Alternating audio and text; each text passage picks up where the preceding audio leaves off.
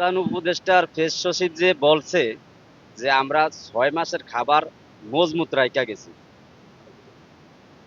তাহলে বাংলাদেশের সাধারণ জনগণকে আমি জানাইতে চাই, আওয়ামী লীগ সরকার কিন্তু 2 বছরের খাবার রাইখা গেছে। তাহলে এনসিবি যে এই প্রধান উপদেষ্টার ফেস সচিব যেটা বললো যে 6 মাসের খাবার রাইখা গেছে, তাহলে এটা তো আওয়ামী লীগের খাবারই রাইখা গেল। কারণ আওয়ামী লীগ তো 2 বছরের খাবার রাইখা গেছে, তাহলে 18 মাস আন্দোলন হলো, প্রধান উপদেষ্টা গেল এই 18 মাস পরে, তাহলে 6 মাসের খাবার রেখে গেল কাটা, আওয়ামী লীগের খাবারটাই রেখে গেল। তাহলে উনি আমাগো লিগে রেখে গেল কি, ঘুরিয়া ফিরিয়া আগো আওয়ামী লীগ আমাগো খাওয়াইছে, এখনো এই আমাগো আওয়ামী লীগের খাবারগুলি 6 মাসের রাখা ওনার মুখ দিয়ে উনি বইলা গেছে।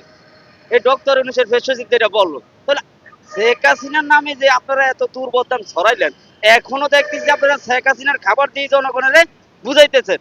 এখন বর্তমানে বাংলাদেশে এই যে রোজা আছে প্রথম রোজা, তবে এই ফাঁকে আমি একটা কথা বলি যে রোজার আগে ভাগে এই সুদি ইউনূস গেছে কিয়া, কারণ রোজার যে দোয়াটাই এই সুদি ইউনূসের সহ্য হইতো না, এই কারণে সুদি ইউনূস আগে ভাগেই রোজার আগে ভাগেই ভাগছে।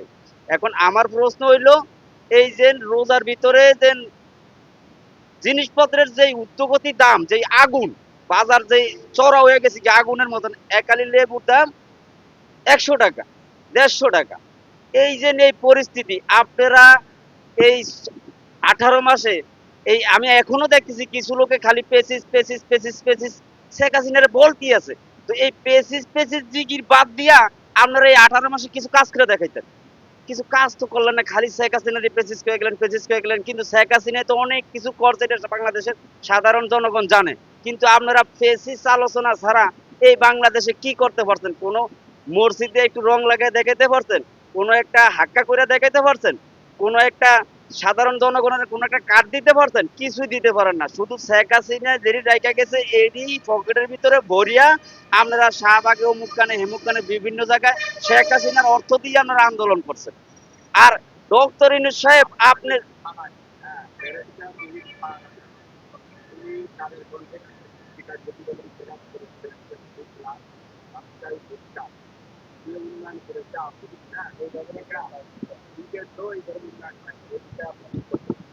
ডাক্তার রুবিন ফরানা যে কথাটা বলছে,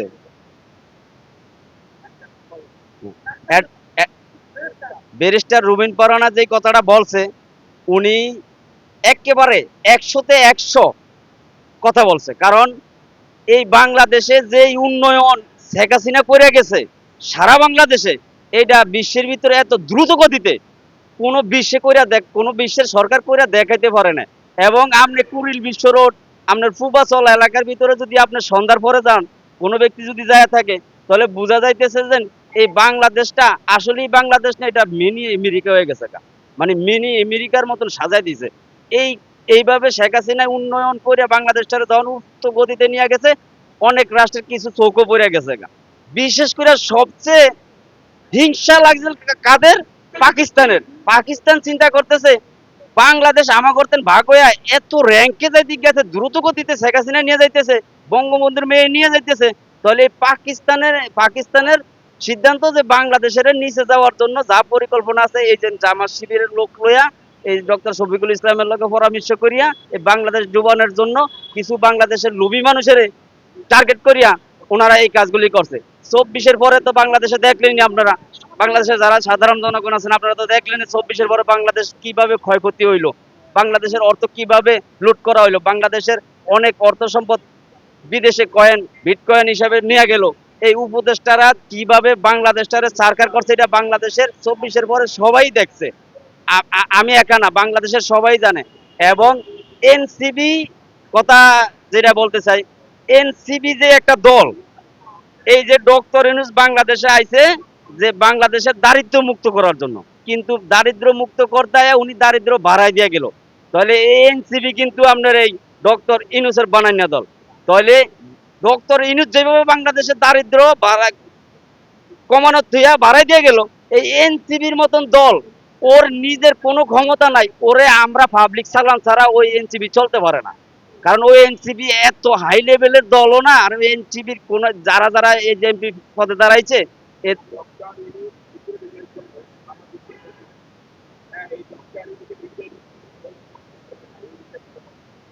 ডক্টর ইউনূস ক্ষুদ্র ঋণের লোকে সারা বিশ্বে পরিচিত।